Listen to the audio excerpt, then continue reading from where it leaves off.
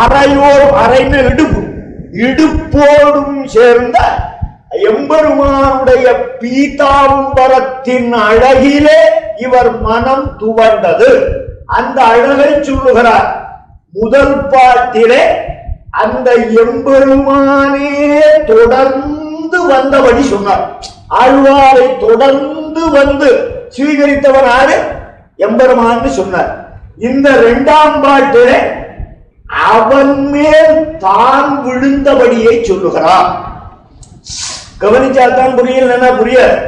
முதல் பாட்டுல அவனை அடைய நான் எந்த பிரயத்தனமும் பண்ணல, அவனா வந்து என் மேல விழுந்தான். இரண்டாம் பாட்டுல இப்ப அவன் மேல நான் விழுந்தேங்கிற. என்ன அர்த்தம் அப்படின்னு கேட்டா, ஒரு பசுமாட்டுக்கு ஒரு கன்று குட்டி பிறக்கிறது. அந்த கன்று குட்டிக்கு பால் அருந்திய பழக்கம் இல்லாமையாலே இல்லையா, அதுக்கு இப்பதான பிறந்திருக்கு, அதுக்கு முன்ன பின்ன எப்படி பால் சாப்பிடணுங்கிற பழக்கம் இல்லாமையாலே தாய் பசு முதலிலே தன்னுடைய பால் தருகிற அவயவத்தை அந்த கன்றின் வாயில் தானே கொண்டு போய் வைக்கும். அது ஒரு 2-3 நாள் இப்படி ஆயிடுச்சுன்னா அந்த பாலின் சுவையை அறிந்து விடுகிற கன்று குட்டி பசுமாடே இதை கொம்பால் உதைத்தாலும் தானாக வந்து மேல் விழுந்து வாய் வைக்கும் அந்த பால் தருகிற கருவி அவயவத்திலே. அதே போல நான் இதற்கு முன்னே பகவத் அனுபவமாகிற அந்த ரசம் அறியாதவனாய் கிடந்தபடியால் எம்பெருமான் தானே வந்து தன்னுடைய திருவடிகளே என்னுடைய கண்ணுக்குள்ள வச்சான். அந்த திருவடிகளின் இனிமையை அறிந்து பழகிவிட்ட என் நெஞ்சு இப்ப அங்கேருந்து தானாகவே மேலேறி அரைச்சி வந்த ஆடையில் சென்றது என்று சொல்லுகிறார். திருவடிகளிலே இருந்த ஆழ்வாருடைய நெஞ்சம் திருப்பரிவட்டத்திலே சேர்ந்தது எப்படின்னா, கவனிக்க, தான் அறிந்து சேரில் போக்கியதைக்கு குற்றமாம். வியாக்கியம் இத படிச்சதுன்னா ஒண்ணுமே புரியாது. தான் அறிந்து சேரில் போக்கியதைக்கு குற்றமாம். இப்போ ஆழ்வார் முதல் பாட்டிலே எந்த அழகை அனுபவித்துக் கொண்டிருந்தார்? திருவடி அழகை. அந்த திருவடி அழகை இவர் அனுபவிச்சு முடிச்சுட்டாரா? அந்த திருவடிகளின் இனிமை எல்லை காண உண்ணாது. அது எவ்வளவு காலதத்துவம் உள்ளதனையும் அனுபவித்தாலும் இவனாலே அனுபவித்து முடிக்க முடியாது. அதனாலே ஆழ்வார் திருவடிகளுடைய அழகை அனுபவிச்சு முடிச்சுட்டார்.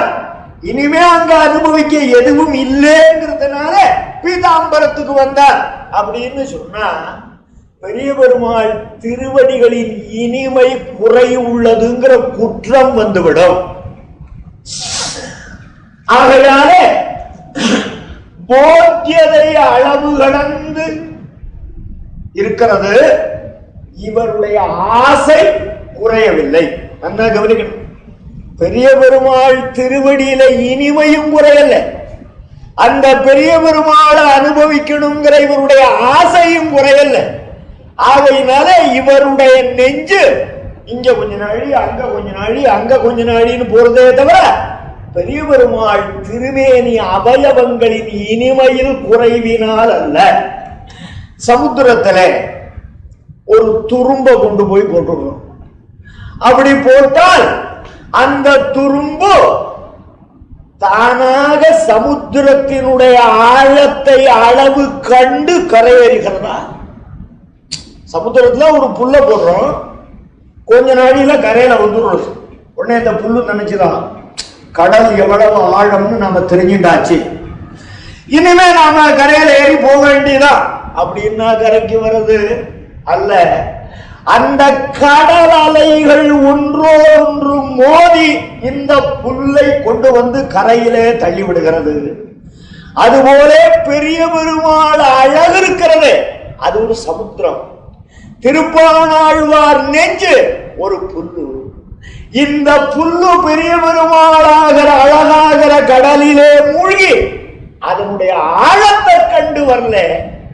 இந்த திருவடி அழகுன்னு ஒரு அலை, பீதாம்பர அழகுன்னு ஒரு அலை, இந்த அலை இங்க தள்ள, அந்த அலை அங்க தள்ள, இப்படி தடுமாறுகிற நிலையிலே திருவடியிலிருந்து திருப்பீதாம்பரத்துக்கு வருகிறார். அர்த்தம் புரியுதா? கீழ்பாட்டிலே எம்பெருமானை நிமலன் நின்மலன் என்று 2 பதங்களால அனுபவிச்சார். அந்த நிர்மலத்துவத்துக்கு என்ன அர்த்தம்? அபேட்சா நிரபேட்சமாக ஸ்வயம் பிரயோஜனமாக, அதாவது தன்னுடைய திருவடிகளை ஆழ்வாருக்கு எம்பெருமான் உபகரித்தான். எதை கொண்டு உபகரித்தான்? திருப்பாணாழ்வார் உம்ம திருவடிய என் தலைமையில வைக்கணும் அப்படின்னு விரும்பினாரா? விரும்பி கேட்டாரா? இவர் கேட்காத பொழுதே இவருக்கு திருவடிகளை தந்தது நிமலத்துவம். அதுக்கு மேலே இவருக்கு அந்த திருவடிகளை தந்தபடியினாலே ஆழ்வாருக்கு லாபமோ இல்லையோ, இந்த ஆழ்வார் நமக்கு கிடைத்தது லாபம் என்று இவனுடைய விருப்பத்தை எதிர்பாராமலும் இவனுக்கு அளித்தது தனக்கு ஏதோ ஒரு லாபம் கிடைத்ததாகவும் கருதின அந்த பெருமையை சொன்னார் முதல் பாட்டிலே. இங்கே உவந்த உள்ளத்தனாய் இந்த உலகம் முழுமையும் மகாபலியினுடைய அபிமானத்தில் புகுந்தது.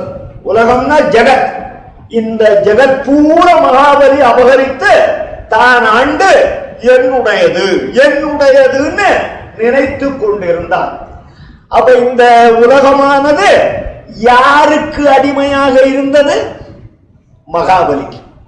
உலகம் முழுமையும் யாருக்கு அடிமையாக வேண்டும்? சர்வேஸ்வரனுக்கு. இப்படி சர்வேஸ்வரனுக்கு அடிமையாக வேண்டிய உலகம் மகாபலிக்கு அடிமையாகி அந்நியசேஷமாக கிடக்க எம்பெருமான் என்ன பண்ணார்? இவர்களுடைய அத்தித்வனபேட்சமாக இவர்கள் தலையிலே தன் திருவடிகளை வைத்து வாமனாவதாரம் பண்ணி திரிவிக்கிரமனா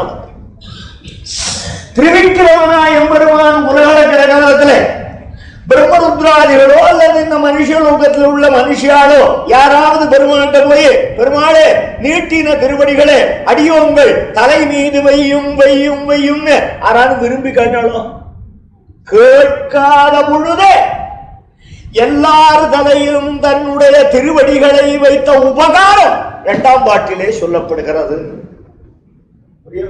உவந்த உள்ளத்தனாய் உலகம் அளந்து அண்டமுற நிவர்ந்த நீழ்முடியன் என்ற திரிவிக்கிரமாவதானத்தை சொல்லுகையாலே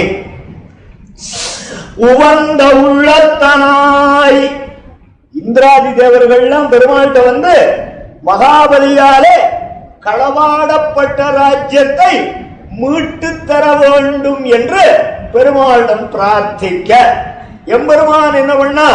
இந்த தேவர்களிடத்திலே தன்னுடைய மனத்தை செலுத்தியவனாய். நல்லா கவனிச்சுன்னு வரணும். இவா பிரார்த்திச்ச உடனே இந்த தேவர்கள்ட்ட எம்பெருமானுக்கு மனசு போயிடுது. அதே சமயத்துல என்ன பண்றான்? இந்த மகாபலிகிட்ட இருந்து மண்ணை மீட்டு இந்திரனுக்கு கொடுக்கணும். ஆனா மகாபலிய ராவணாதிகளை போல கொன்று விடலாமான்னா கொல்ல முடியாது. ஏன்னா இவன் அசுரனே ஆனாலும் பிரஹ்லாதாதிகளோடு உண்டான குடல் துடக்கு. பிரஹ்லாதனுடைய 3ஆம் தலைமுறைக்கும் கொள்ளு பேர் பிரஹ்லாத ஆழ்வானுடைய கொள்ளு பேரனை எப்படி கொள்றது? 2வது இவன் சுத்தமான நாஸ்திகனான்னு கேட்டா நாஸ்திகன் இல்லை, அகங்காரம் இருக்கிறதே தவிர பரம பக்தன். அதனால இவனை கொல்லவும் முடியாது. தேவர்களுடைய காரியத்தை ஈடேற்றணும். அப்ப யோஜனை பண்றான், எப்படி போனா மண்ணை மீட்டலாம்? இந்த மகாபலியின் இடத்திலே என்ன குணம் இருக்கிறதுன்னு ஆராயணும். மகாபலியின் இடத்துல ஒரு பெரிய குணம் இருந்தது, ஔதாரியம். ஔதாரியம்னா கொடை வள்ளல் இல்லையா? கொடை வள்ளலாக இருக்கிறான். அப்ப வள்ளலிடத்திலே ஒரு பொருளை பெற வேண்டுமானால் என்ன வேஷம் போட்டுக்கணும்? யாச்சக வேஷம் போட்டுக் கொள்ள வேண்டும் என்று மனத்திலே தீர்மானித்து இவன் வாமன யாச்சகனாய், ராவணன்னா ராமனா வீரனா வரணும், பகிரண்யகசிபுன்னா நசும்மமா உக்கிரமாக நகத்தோட வரணும். இவன் அசுர பிரகிருதி. ஆனால் பிரகலாதனுடைய கொள்ளு பேரன், அதிலும் விஷ்ணு பக்தன், ஔதாரிய குணயுக்தன். இவன் அழிக்கப்படாது, இவனிடம் இருக்கிற கர்வத்தை விட்டு நீக்கணும் என்று அந்த யாஜக வேஷதாரியாய் வந்து எல்லார் திருவடிகளிலும் எல்லார் தலைகளிலும் திருவடியை வைத்தான். வைக்கிற போது பெருமாளிவா வைக்கணும்னு வேண்டுவதை எதிர்பார்க்கல. நாம வைக்கிற காலத்துல ஆறாம் காலம் வைக்கிறது தட்டி விடாத இருக்கானா, இவ்வளவுதான் எதிர்பார்க்கிறான். புரியுறதா? ஆறு எந்த காலம் வைக்கிறது பெருமாள், நீ யாரா எந்த காலம் வைக்கிறது அப்படின்னு விலக்காதிருக்கிறானே. இதுவே போதும் என்று எல்லாரிடத்திலும் மகிழ்ந்த உள்ளமுடையவனாய், உவந்த உள்ளத்தனாய். அர்த்தம் புரியுதா? பகவான் நம்மள்ட எதிர்பார்க்கிறதுல அதானே. அவன் ரட்சகன் விட்டா நீ என்ன ரட்சிக்க வேண்டாம்னு சொல்லாமல் இருப்பதைத்தானே அவன் எதிர்பார்க்கிறான். வியாக்கியானம் பண்ண சர்வேஸ்வரனாய், ஸ்ரீயப்பதியாய், அபாத்த சமஸ்தகாமனாய், அவாக்கியநாதராய் என்கிறவரையே பரிபூர்ணனானதான். பகவானுடைய பெருமைய, பகவான் யாருங்கிறது 4 வாக்கியத்துல காட்டுறாரு. இந்த இப்ப சொல்ல போற லட்சணங்கள்லாம் யாருக்கு இருக்கிறதோ அவனே பகவான். முதல்ல சர்வேஸ்வரனாய், எல்லாரையும் ஆளுகின்ற ஈஸ்வரனாக, திருமாமகள் கேள்வனாக, அடையப்பட்ட எல்லா விருப்பங்களையும் உடையவனாக, ஒருவரிடமும் எதையும் பேசாதவனாக, ஒரு வஸ்துவினிடத்திலும் ஆதரவற்றவனாக, அவாக்கியநாதரா காம்பீரியமுடையவனாகையாலே ஒருவனிடமும் பேச மாட்டான். எல்லா வஸ்துக்களுமே அடைந்து விட்டவனானபடியினாலே ஒரு வஸ்துவினிடத்திலே ஆதரவற்றவன்.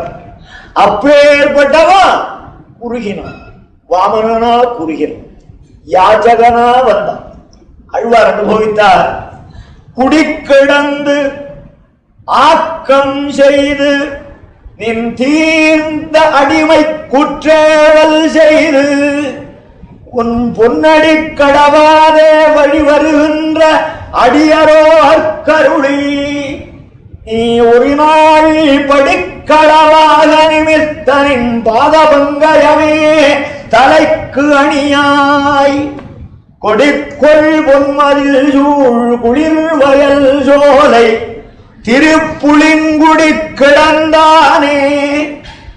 இதுல நின் பாத பங்கயமே என்று பெரிய பிராட்டியார் தம்முடைய திருக்கைகளால் வருடினாலும் புண்ணாவும் மென்மையான திருவடிகள். பெருமாள் திருவடி அவ்வளவு மென்மையா. பெரிய பிராட்டியார் திருக்கையே அதிமிருது. அப்பேற்பட்ட கையால பிடிச்சாள்னா திருவடி, பெருமாள் திருவடி புண்ணாகிவிடும். இவ்வளவு சுகுமாரமான திருவடிகளை கொண்டு இந்த உலகங்களை எல்லாம் எம்பெருமான் அளந்தான். ஐயோ, இப்படி சேதனம் அச்சேதனம் என்ற வேற்றுமை பாராமல் இப்படி நீ எங்களுக்கு உபகாரம் பண்ணினாயே பண்ணினாயே பண்ணினாயேன்னு நாமெல்லாம் அந்த நன்றியை தெரிவிக்க கடமைப்பட்டிருக்கிறோம். ஆனால் நன்றி தெரிவித்தார்களானா நன்றி தெரிவிக்கல. நன்றி தெரிவிக்காட்டாலும் போறான். அஞ்ஞானமே காரணமாக நம்ம திருவடிகளை தட்டி விடாத இருந்தானே என்று அதற்கே மகிழ்கின்றவனாய். அதாவது பகவான் இந்த ஜீவாத்மாவினிடத்திலே என்ன எதிர்பார்க்கிறான்? நம்மிடத்தில் இவன் அன்புள்ளவனாக இருக்கிறாங்கிறத எதிர்பார்க்கல. பகவானிடத்தில் அன்புள்ளவனுக்குத்தான் அருள்வதுன்னு பகவான் தீர்மானிச்சார்னா அவன் அருளுக்கு ஆளே கிடையாதுங்க. பகவானிடத்துல அன்புள்ளவன் யார் இருக்கான்? உருவாட்ட இருக்கிற அன்பு, மனைவிட்ட இருக்கிற அன்பு, சொர்க்கபோகங்கள் இருக்கிற அன்பு, தேவதாந்திரங்கிட்ட இருக்கிற அன்பு, இந்த சரீரத்தில் இருக்கிற அன்பு சர்வேஸ்வரன் கிட்ட வரல. அதனால எம்பெருமான் என்ன பண்றான்? இவன் நம்ம கிட்ட அன்பா இருக்க வேண்டாம், பகை இல்லாத இருக்கானா. ஏதோ சினிமாவுக்கு போற போக்குலையாவது இதான் பெருமாள் இருக்கிற இடம் அப்படின்னு ஒரு வார்த்தை சொல்றானா, சொன்னாலே இவன் நம்மிடத்திலே பரம பிரீதி யுக்தம்னு அவன் தீர்மானிச்சுக்கிறான். புரியுதா உங்களுக்கு? அதனால நம்ம பெருமாளையே பக்தி பண்ண வேண்டியதில்லைன்னு அர்த்தம் இல்லை. அப்படி இருந்தாலும் ரட்சிக்கிற சர்வேஸ்வரன் பூர்ணராக நாம் இருந்தால் எவ்வளவு ரட்சிப்பான் என்பதற்காக காட்டப்படுகிற இடம் இது. உலகமளந்து இதுல வேற்றுமை பாராட்டினானா, தலையில திருவடியை வச்சானோ, பிராமணன் தலையில தான் திருவடியை வைக்கிறது, அப்பிராமணன் தலையில திருவடியை வைக்கிறது இல்லை அப்படிங்கிற வேற்றுமை பாராட்டினானா.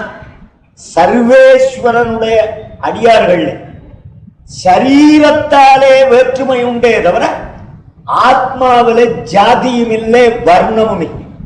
இந்த ஆத்மா கொண்டிருக்கிற சரீரம் இருக்கிற வரையிலும் இவனுக்கு விதிக்கப்பட்ட சட்டப்படி இவன் நடக்க வேண்டியவனாக இருக்கிறான். ஆனா இப்ப என்ன பண்றான்னு கேட்டா, பிராமணனா இருக்கான், வைஷ்ணவனா ஆயிட்டு பிராமணன் அல்லாத வைஷ்ணவன் இருக்கான், அவனோட சேர்ந்து ஹோட்டல்ல சாப்பிடுறான், அவனோட சேர்ந்து எல்லா காரியமும் பண்றான். பண்ணிவிட்டு ஒரு கோவில் இந்த மாதிரி காரியங்கள்ல வரும்போது அவன் பார்க்கப்படாது நான் பிராமணன். இது சர்வேஸ்வரனுடைய திருவுள்ளத்திலே பகையை உண்டாக்கி இவனை நரகில் தள்ளுமே தவிர இவனுக்கு சத்கதி கிடையாது. இதெல்லாம் வேஷம், இதெல்லாம் ஆரை ஏமாத்தினான், தன்னைத்தானே ஏமாற்றிக் கொள்கிறானே தவிர வேறொருவனை அல்ல. ஸ்ரீ வைஷ்ணவ சித்தாந்தத்திலே சாரமான பகுதி என்னன்னு கேட்டா, ஆத்மாவை பார்க்கும் பொழுது அனைவரும் பகவத் புத்திரர்கள், இதுல எந்த விதமான பேதமும் கிடையாது. அப்படிங்கிற போதும் பிராமணர் ஏன் இந்த இடத்துல சாப்பிடலன்னா, இவன் எடுத்த சரீரத்திற்கு தகுந்த மாதிரி வேதமாகிற சட்டம் எப்படி விதித்திருக்கிறதோ அதன்படி நடக்க வேண்டிய கடமையில் இருக்கிறான். இந்த வேதப்படி எல்லாத்துலயும் நடக்கிறவனுக்கு தான் நான் சொல்றேன், எல்லாத்துலயும் நடக்காத பத்தி பேச்சு இல்லை. அந்த விமர்சனம் இப்பொழுது வேண்டாம். வசிஷ்டன் சண்டாளன் என்ற வேற்றுமையின்றி, ஆண் பெண் என்ற வேற்றுமையின்றி, அறிஞன் அறிவிலி என்ற வேற்றுமையின்றி எல்லார் தலையிலும் ஒக்க திருவடிகளை வைத்து உலகமளந்தான். அதுல யாரு தலையில வச்சான்? பூமி தலையில கால வச்சான். வன்மாவைய வளர்ந்த வாமனார் ஆழ்வார். பூமிங்கிறது பாறை, கடினமான, தலையில கால வச்சானேன்னு நினைக்க கூட யோக்கியதையற்றது. அதுவும் தலையில அல்லவா திருவடியை வைத்தான். அப்புறம் வச்ச உடனே அண்டமுடனே வந்தானுள் முடிய அப்படி திருவடியை தூக்கரிச்ச எம்பெருமானுடைய தலையும் வளர்ந்துட்டே போகுது. திருவிக்கிரமன்னா வளர்ச்சி கிட்டு கிட்டு கிட்டு கிட்டுன்னு வளர்ந்துட்டே போறது. வளருமான்னா அவனும் வளர்றான், அவன் தலையும் வளர்றது. இப்ப வாமனா வந்த போது தலை எவ்வளவு இவ்வளவு வளர்ந்தான், கிரீடம் இவ்வளவு பெரிய தலை. இந்த கிரீடமே நிற்குமா? தலை வளர வளர கிரீடம் வளர்ந்துட்டே போகலாம். நிவர்ந்த முடியன் வளருமான்னா அவனை போலவே அவனுடைய திருமுடிக்கும் ஒக்க வளருகைக்கு ஈடான மகிமை உண்டு. புரியுதா உங்களுக்கு? அவன் வளர்றாப்புல அதுவும் வளர்றது தான் சொன்னார். அப்படி பெருமாள் உலகளக்கிற காலத்துல யாராவது ஒருத்தன் 2 பேர் தலையில காலை வைக்காத விட்டுட்டானா, விடுபட்டு போட்டானா அப்படின்னு கேள்வி வந்தது. பெருமாள் திருவடி படாதவனே கிடையாது. பிள்ளை பெருமாள் எங்காருன்னு ஒரு மகான் அவர் ஒரு அழகான பாட்டு சொன்னார். அதை மட்டும் காணாத புதுமை பலகாட்டுவன் கச்சவிகளெட்டையும் எடுத்தாட்டுவன் கடல் பருகுவன் பெரிய கனகவரையை சிறிய கடுகினில் அடைத்து வைப்பன் விணாரவார முதண்ட முற விளைவிப்பன் இரவு பகல் மாறாடுவன் விண்ணையும் அரைப்பன் எழுமண்ணையும் எடுப்பன் இவை விளையாடும் வித்த என்றால் முதல் நாளடி. இந்த முதலடிக்கு என்ன அர்த்தம்னா, இந்த உலகத்துல இதுவரையிலும் யாரும் காணாத புதுமைகளை நான் காட்டுவேன். இந்த அஷ்டமகான் நாகங்களை கையில் எடுத்து என் இஷ்டப்படி ஆட்டுவேன். சமுத்திரம் பூர ஒரே வாயில குடிச்சுடுவேன். அந்த பெரிய மேருமலைய ஒரு கடுகுக்குள்ள அடைச்சு வச்சுடுவேன். இரவை பகலாக்குவேன், பகலை இரவாக்குவேன். ஆகாசமே கண்ணுக்கு தெரியாத மறைக்கணுமா அதையும் பண்ணுவேன். இந்த மண்ணை அப்படியே சுருட்டி எடுக்கணுமா அதையும் செய்து விடுவேன். இதெல்லாம் எனக்கு விளையாடும் வித்தை, சாதாரண விளையாட்டு. ஆனா இவ்வளவு செய்ய முடிந்த என்னாலும் ஒன்று செய்ய முடியவில்லை. அது என்னன்னா, நீணாகனை பள்ளியில் திருவரங்கத்து நெடிதூழி துயிலும் பிரான் நெற்றிக்கண் ஆனவனை நான்முகனை வாசவனை நிமிரும் இரு சுடரை முதலா சேனாடர் யாவரையும் அடிமை உண்டு அவரவர் சிரத்தில் பொறித்து விட்ட திருச்சக்கர பொறியில்லாத ஒரு கடவுளை தேடி இனி முன்விடுவனே. ஸ்ரீரங்கநாதன் திரிவிக்கிரமனாக வளர்ந்த காலத்துல சிவபெருமான் பிரம்மா இந்திரன் ருத்ரன் முதலான சகல தேவதைகளையும் தனக்கு அடிமைகளாக்கி கொண்டு, எனக்கு அந்த நாள்ல அடிமைன்னாக்க அந்த அடிமை என்பதற்கு ஒரு சாசனம் உண்டு. இது என் வஸ்துங்கிறதுக்கு முத்திரை தட்டம், எம்பளம் வச்சிருக்கணும். அந்த எம்பளம் அந்த மாதிரி சிவபெருமான் இந்த உலகத்தில் உள்ளவாள் அத்தனை பேர் தலையிலையும் எம்பெருமான் திருவடியை வச்சான்னா எதுக்கு வச்சா? திருவடியில என்ன முத்திரை இருக்கு?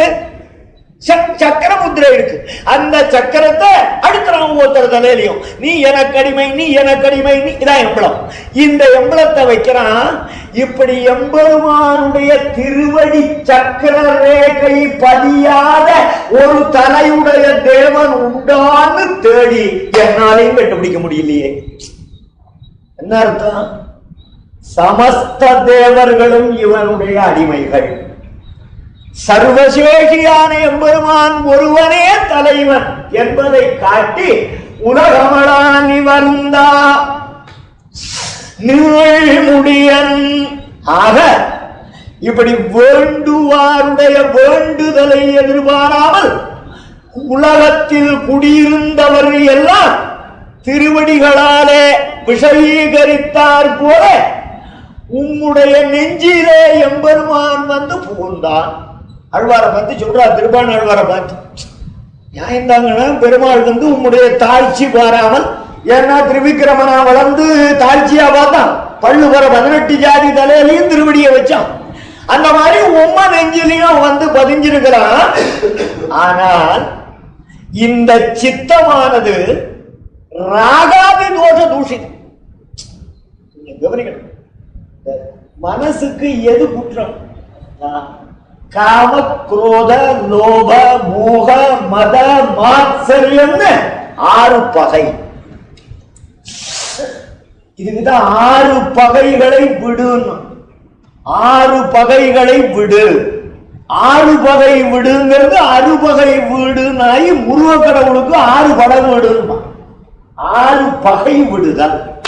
காம குரோத லோபம் மோகம் மதம் மாத்சரியம். இதை சொல்லணும்னா ராகம்னு பேரு. மொத்தத்துக்கு என்ன பேரு? ராகம். இந்த ராகத்தினாலே குற்றமுடைய நெஞ்சிலே சர்வேஸ்வரன் பொருந்தி இருப்பானா? நமக்கே வீட்டுக்குள்ள ஒரு குப்பை இருந்தா கால் வைக்க கூச்சுது.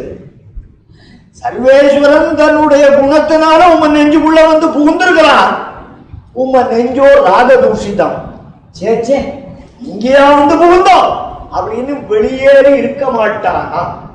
ராகாதி தூஷிதே சித்தே நஸ்பதி மதுசூதன நவஸ்நாதீரதிம் ஹம்சகா கதாசித் கத்தமாம்பசின்னு விஷ்ணு தர்மம் பேசுகிறது. அதாவது காம குரோதாதிகளால் கெடுக்கப்பட்டிருக்கிற நெஞ்சிலே மதுசூதனன் தங்கி இருக்க மாட்டான். அன்னப்பறவையானது ஒருபோதும் சேற்று நீரிலே ஆசை வைக்காது. வைக்குமா? அதுபோலே அப்படின்னு கேள்வி வந்தது. சொல்றார், அன்று நேர்ந்த நிசாச்சரரை கவர்ந்த வெங்கனை காவுத்தன் அன்று தன்னை எதிர்ந்து வந்த பகைவர்களான அரக்கர்களை தன்னுடைய அம்புகளாலே கொன்ற மகாவீரனான ககுத்மான் வம்சத்திலே பிறந்த ராமன். அதாவது தண்டகாரண்யத்துல ரிஷிகள் அந்த முனிவர்களை கரதூஷணாதிகள் எதிர்க்க, அந்த முனிவர்கள் கரதூஷணாதிகளை எதிர்த்து ஏதாவது ஒரு ஆயுதத்தை வீசினார்கள் என்று ராமாயணத்திலே ஸ்லோகம் உண்டா? ரிஷிகளே அசுரால் எடுத்து வந்தா இவாளும் கத்தி எடுத்துட்டாளா? வில் எடுத்துட்டாளா? கிடையாது. பின்ன என்ன பண்ணாள்னா, ஏகி பஸ்ய சரீராணி ரிஷீணாம் பாவிதாத்மனாம் ஹதானாம் ராட்சதை கோரை பகூனாம் பகுதாவனே. சர்வேஸ்வரா, உம்மையே தியானம் பண்ணுகின்ற எங்களை கரதூஷணாதிகள் உபதிரவம் பண்ணின அடையாளத்தை புண்ணால் நிரம்பி இருக்கிற எங்கள் உடலில் பாராய் என்று பெருமாளிடத்திலே அந்த ராட்சசர்களாலே உபதிரவிக்கப்பட்ட உடம்ப காட்டினாலே தவிர உபதிரவித்த அசுரர்கள் பேரிலே இவர்கள் ஒரு அம்பை செலுத்தினார்கள் அல்லர். நன்னா புரிஞ்சுக்கணும். இந்திரியங்கள் ஆத்மாவை வருத்துகின்றன. ஆத்மா இந்திரியங்களை வெல்லுவதற்காக எந்த காரியமும் பண்ண வேண்டியதில்லை. சர்வேஸ்வரனை ரட்சகனாக பற்றி, சர்வேஸ்வரா இந்த இந்திரியங்கள் என்னை படுத்தின பாடுபாராய் அப்படின்னு அவங்கிட்ட படிச்சுட்டோம்னா அவன் இந்திரியங்களை அகற்றி ஆத்மாவை ஸ்வீகரிக்கிறான். அதனால ஆத்மக்ஷேமத்துக்கு இவன் எதுவும் செய்ய வேண்டுவதில்லை. நன்னகதான் சித்தாந்தத்தை காட்டுறார். அமரநாதிபிரான்னு பேரே தவிர பூர வேதாந்தார்த்தத்தை 10 பாட்டுகள் மிக அருமையாக காட்டுகிறார்.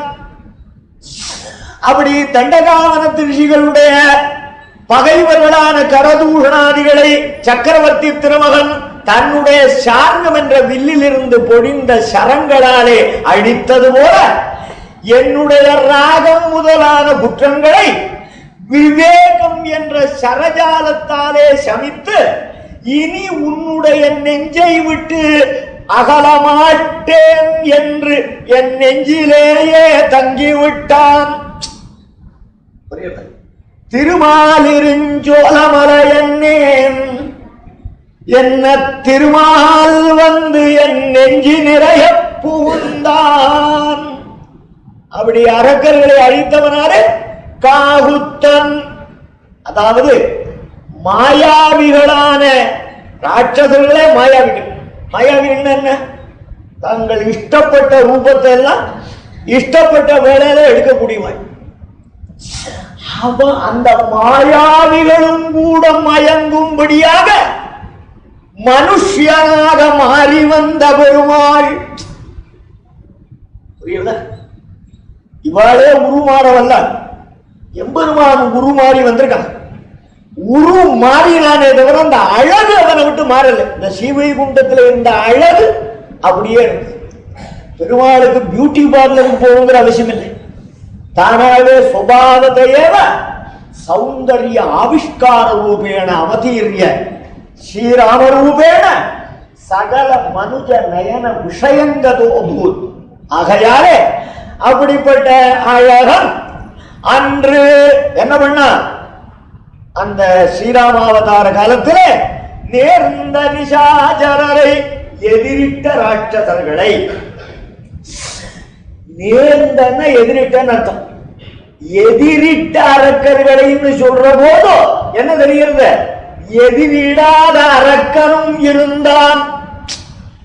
எதிர்த்து வந்த அரக்கர்களை அழித்தான்னா எதிர்த்து வராத ஒரு ராட்சசனும் இருந்தான். அவ்வாறு ஸ்ரீ விபீஷணாழ்வானை வியாபித்திக்கிறது. கவனிங்கோ, ஸ்ரீராமன்னாலே எல்லாரும் அவனுக்கு மங்களாசாசனம் பண்ற ஊரு. அப்பேற்பட்ட எம்பெருமானுக்கு ஒரு கெடுதலை நினைத்த பாவி அல்லவா நிசாச்சரன். அந்த நிசாச்சரர்களை கூர்மையான அம்புகளால் வென்று அவனாரு காகுத்தன். அது காகுத்தன்னா ககுத்மான்னு ஒரு ராஜா இருந்தான் இக்ஷ்வாகு வம்சத்துல, ரொம்ப சிறப்புடையது. ககுத்மானுக்கு என்ன பெருமை அப்படின்னு கேட்டா, அசுராளுக்கும் தேவர்களுக்கும் சண்டை வந்துடுத்து.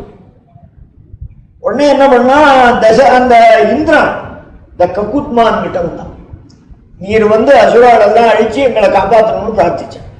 இந்திரா, நான் எல்லாம் செய்வேன், எனக்கு எருது வாகனத்து மேல ஏறிதான் சண்டை போட்டு முழக்கம். இந்த சாதாரண எருதெல்லாம் என்னுடைய வீரியத்தை தாங்காது. நீ எருதா மாறி என்ன உன் கழுத்துல தாங்கினா நான் வந்து சண்டை போடுறேன். இந்திரன் காரியம் ஆகணும்னா கழுதியா கூட மாறுவோம், அப்பேற்பட்ட தேவன். உடனே எருதா மாறினான். அந்த முசுப்புல ஏறி உட்கார்ந்து அசுராலை சம்மரித்து தேவர்களுக்கு ஸ்தானத்தை தந்தான் ககுத்மான். ககுதி, அந்த ககுத்துன்னு தமிழுக்கு பேர். அதில் திஷ்டதி ககுத்மான். அந்த ககுத்மான் வள்ளலாக வாழ்ந்தான்.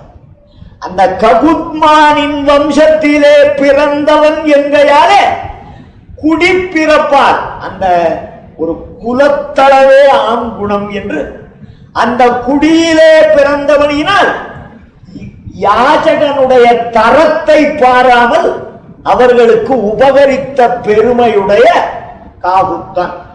அந்த ராகவன் எங்கு வந்தான்னா அணியார் மொழியில் அரங்கத்து வந்தான். இந்த ஸ்ரீராமன் திருவரங்கத்தே வந்தான். திருவரங்கத்துக்கு எதுக்கு வந்தான் என்று நாம் அனுபவிக்க விரும்பினாலும் மணி 8:48 ஆகிவிட்டபடினா சாயங்காலம் 6:30 மணிக்கு வந்து அனுபவிப்போம் என்று கூறி ஆழ்வார் எம்பெருமானார் ஜீயர் திருவடிகளே சரணம். பெருமாளுடைய திருவடிகளின் அழகிலே ஈடுபட்ட திருப்பாணர் இரண்டாம் பாசுரத்தாலே யாருடைய வேண்டுதலையும் எதிர்பார்க்காமல் நல்லவன் தீயவன் என்ற வேற்றுமை இல்லாமல் எல்லார் தலைகளிலும் தன்னுடைய திருவடிகளை வைத்த திரிவிக்கிரமனாய் மகரிஷிகளுக்கு தொந்தரவு பண்ணின அரக்கர்களை அழித்த விஜய ராகவனாய் விளங்கின எம்பெருமான் திருவரங்கத்திலே பெரிய பெருமாளாக சயனித்திருக்கிறான் என்று சொல்ல வந்து கடிமதில் அரங்க கடியார் பொழில் அரங்கத்து அம்மான் வாசனை வீசுகிற சோலைகள் சூழ்ந்ததான திருவரங்கத்திலே கிடக்கிற என்னுடைய எஜமானனான சுவாமி என்பது இந்த பதத்தினுடைய பொருள். அதாவது பரமபதத்திலே வாழ்கிற நித்தியசூரிகள் யாவரும் தூண்களாகவும் படிகளாகவும் உருமாறிக்கொண்டு அந்த திருவேங்கடமுடையானை அனுபவித்துக் கொண்டு அதனால் வருகிற ஆனந்தத்தை அடைந்தவர்களாய் திருவரங்கம் பெரிய கோவிலிலே அதே நித்தியசூரிகள் தூண்களாகவும் மண்டபங்களாகவும் உருமாறி நின்று பெரிய பெருமாளை அனுபவித்து அதனாலே பேரானந்தம் பொருந்தியவர்களாய் வாழ்கின்ற சோலைகளாலே சூழப்பட்ட கோவிலாழ்வாரின் உள்ளே பிரம்மேந்திராதி தேவர்கள் தன்னை ஆராதிக்க தானே எல்லாருக்கும் சுவாமி என்பது தோன்றும்படியாக கண்வளர்ந்தருளுகிற பெரிய பெருமாளுடைய பீதாம்பரத்தின் அழகில் என் மனம் சென்றது என்று சொல்ல வருகிறார். இந்த திருவரங்கத்திலே எம்பெருமான் எதனாலே சயனித்தான் என்றால் திருவுலகளந்தருளினபடியினால் வந்த சிரமமும் ஜனஸ்தானத்திலே அரக்கர்களை வதம் பண்ணினதால் வந்த சிரமமும் ஆறுவதற்காக பரிமள பரிதான சோலைகளை உடைத்தான திருவரங்கத்திலே வந்து தன்னுடைய திருவடிகளையும் திருத்தோள்களையும் நீட்டிக் கொண்டு சாய்ந்திருக்கிறார். இந்த எம்பெருமானுடைய திருமேனியிலே பரிவு கொண்டவர்கள் பெருமாளுடைய சயன திருக்கோலத்தை கண்டு அவனிடத்திலே என்ன கேட்கிறார்கள்? எம்பெருமானே, நீ இங்கே வந்து கண் வளர்ந்தருளுகிறது ஹிரண்யன் ராவணன் முதலியவர்களை நிரசித்ததால் வந்த சிரமம் தீருவதற்கா அல்லது 3 உலகங்களையும் அளந்து கொண்ட ஆயாசத்தால் வந்த சிரமம் தீர்வதற்கா ஒரு எந்த விதமான சேஷ்டையும் பண்ணாமல் இடம் வலம் மாறி படுக்காமல் நீ கிடந்தபடியே இருக்கிறாயே, இது எதனாலே? உன்னுடைய குரல் கொண்டு நாங்கள் அறியும்படி அதை சொல்லாய் என்றார் சுவாமி நம்மாழ்வார். கொடியார் மாட கோளூரகத்தும் புளிங்குடியும் மடியாதின்னே நீ துயில் மேவி மகிழ்ந்ததுதான் அடியார் அல்லல் தவிர்த்தாசைவோ அன்றேல் இப்படிதான் நீண்டு தாவி அசைவோ பணியாயே. திருப்புளிங்குடியிலும் திருக்கோளூர் என்கிற திவ்ய தேசத்திலும் நீ அசையாமல் கிடப்பது எதனாலேன்னு கேட்கிறார். அதிலேயும் கொடியார் மாடக்கோளூர், அந்த திருக்கோளூரானது கொடிகள் உயரே கட்டப்பட்டதாய் மாட மாளிகைகள் சூழ்ந்ததாக இருக்கிறதா. இதை கண்டு ஆழ்வார் கேட்கிறார், எம்பெருமானே, நீ படுக்க வேண்டும் என்று எண்ணினால் யாரும் அறியாதபடி ஒரு மூலையிலே கிடந்து உறங்கலாமே. இந்த இடத்தில் தான் நான் உறங்குகிறேன் என்று எல்லாருக்கும் காட்டி கொடுக்கிற கொடிகளை கட்டி கொண்டு உறங்க வேணுமா? ஏனென்றால் உன்னாலே கொல்லப்பட்ட அசுரர்கள் மறுபடியும் வேறு உருவினர்களாய் பிறந்து உன்னை எங்கே எங்கே என்று தேடிக்கொண்டு வந்தால் அவர்கள் எளிதில் உன்னை அறியலாம்படி கொடிகட்டி கொண்டு கிடக்க வேணுமோ? அந்த திருக்கோளூராவது கிட்டே நெருங்கினவர்களுக்குத்தான் கொடி கண்களுக்கு காட்சி தரும். ஆனால் திருவரங்கத்திலே கிடப்பது வெகு தூரத்தில் உள்ளவர்களையும் தன்னுடைய சோலையின் மனத்தாலே அழைக்கின்ற ஊராக இருக்கிறது. இப்படி எதிரிகளை உன் இருப்பிடம் நாடி வருமாறு காட்டித் தருகிற திருவரங்கத்தில் ஏன் கிடக்கிறாய்? அதற்கும் மேலே கடியாறு பொழில் அரங்கம். இது சர்வகந்த வஸ்துவானபடியினாலே அவன் இருக்கிற இடமும் நறுமணம் கமலாம் இருக்கிறது. அரங்கத்து அம்மான் திருவரங்கத்து சுவாமியினர் வாமனாவதாரம் பண்ணினவன், ஸ்ரீராமாவதாரம் பண்ணினவன். ரெண்டையும் முதலடியிலே சொன்னார். அந்த எம்பெருமான் தான் திருவரங்கத்தே வந்து கிடக்கிறான் என்று பின்னடிகளிலே சொல்லுகிறார். அந்த வாமன ராமர்கள் திருவரங்கத்திலே வருவான் என்றார். வாமனாவதார காலத்திலும் ராமாவதார காலத்திலும் பிறவாது இருந்தவர்கள் அந்த எம்பெருமானுடைய அனுபவத்தை இழந்து விடக்கூடாது என்பதற்காக பின்னால் வருகிறவர்களும் கண்டு கழிக்கும்படியாக இங்கே வந்து சயனித்தான். அந்த எம்பெருமானுடைய அரைச்சி வந்தாளை, அந்த எம்பெருமானுடைய திரு அறை, அதாவது இடுப்பு என்ன நிறமாக இருக்கிறதுன்னா அது மேகச்சாமம், மேகம் போன்று கருத்து இருக்கிறதாம். அந்த கருத்த இடுப்பிலே சிவந்த பீதாம்பரம் அணிந்திருக்கிறானாம்.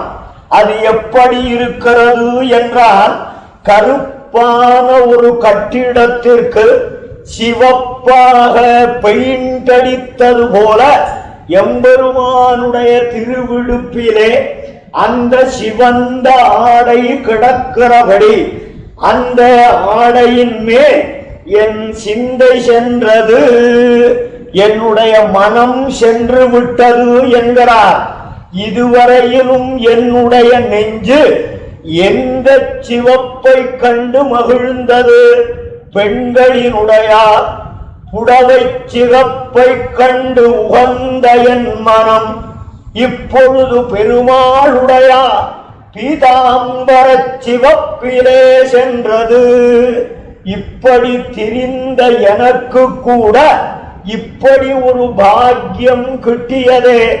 அதாவது திருஷ்டத்திலே லோககர்ஹிதமாய் அதிர்ஷ்டத்திலே வெண்ணரகில் தள்ளக்கடவதான உடை, இந்த பெண்கள் உடுத்தின உடையிலே மயங்குவதால் என்ன தவறுனா, இம்மையிலே காண்பவர்கள் இகழ்வார்கள், மறுமையிலே கொடிய நரகத்திலே கொண்டு போய் இவனை தள்ளும். ஆனால் இந்த பெரிய பெருமாளுடைய புடவையடகிலே ஈடுபட்டால் இப்பொழுது காணும் பொழுது நெஞ்சை இழுப்பதாய் மறுமையிலே இடைவிடாமல் அந்த அழகையே சேவிக்கின்ற பரமபதமாகிற பாக்கியத்தை தருவதானா அந்த ஆடையின் மேல் என் சிந்தை சென்றது. என் சிந்தனையே ரொம்ப அழகான இடம். அதாவது முதல் பாட்டிலே இவருடைய நெஞ்சு எதிலே ஈடுபட்டது? பெரிய பெருமாளுடைய திருவடிகளின் அழகிலே ஈடுபட்டது. அந்த திருவடிகளினுடைய இனிமையை அறிந்து அதை விட்டு அகலாதிருந்த என் நெஞ்சு திருப்பீதாம்பர தளமும் வந்து விட்டது. இது என்ன ஆச்சரியம் என்றும் ஒரு பொருள். திருவடியில கிடந்த நெஞ்சு காணாத போயிடுதான். ஐயோ என் நெஞ்ச காணுவே காணுவேன்னு தேடினாராம். அது திருவடியில கிடைக்கலையா, திருப்பீதாம்பரத்திலே கண்டுபிடித்தார். எதை போலன்னா, ஒரு பிராமணன் நதிக்கரைக்கு தன்னுடைய குழந்தையை அழைத்து போகிறான். அந்த குழந்தைய தொரையில உட்கார வச்சுட்டு இவன் ஸ்நானம் பண்ண இறங்குகிறான். ஸ்நானம் பண்ணி எழுந்து பார்க்கிறான், கரையில இருந்த குழந்தைய காணும். ஐயோ ஐயோன்னு தேடிண்டு போறான். கடைசியிலே ராஜசேவகர்கள் இந்த குழந்தையை ராஜசபையிலே கொண்டு வந்து விட்டிருக்கிறார்கள். ஆற்றங்கரையிலே தொலைத்த குழந்தையை ராஜசபையிலே கண்டெடுப்பது போல திருவடியிலே தொலைத்த மனசை திருப்பீதாம்பரத்திலே கண்டெடுக்கிறார். சென்றதாம் என் சிந்தனையே, நான் என் மனசை பார்த்து, ஏ மனமே, எம்பெருமானுடைய பீதாம்பரத்திலே நீ ஈடுபடுன்னு நான் தூண்டல்ல, அந்த எம்பெருமானுடைய வடிவழகின் சிறப்பினாலே என் தூண்டுதல் இல்லாமலேயே என் நெஞ்சு அங்கே சென்று விட்டது என்று 2ஆம் பாசுரம். இனி 3ஆம் பாசுரத்துக்கு வருவோம். மந்திபாயி வடவேங்கடமாமலை வானவர்கள் சந்தி செய்ய நின்றான், அரங்கத்தரவினயான் அந்திபோல் நிறத்தாடையும் அதன் மேல் அயனை படைத்ததோர் எழில் உந்தி மேலதன்றோ அடியேன் உள்ளத்து இன்னுயிரே. அந்த திருப்பீதாம்பரத்தினுடைய அழகு எம்பெருமானுடைய கொப்பூழிலே மலர்ந்திருக்கிற தாமரையிலே சென்று வீசுகிறதாம். பீதாம்பரத்தினுடைய பிரகாசம் எங்கே சென்று படிந்தது?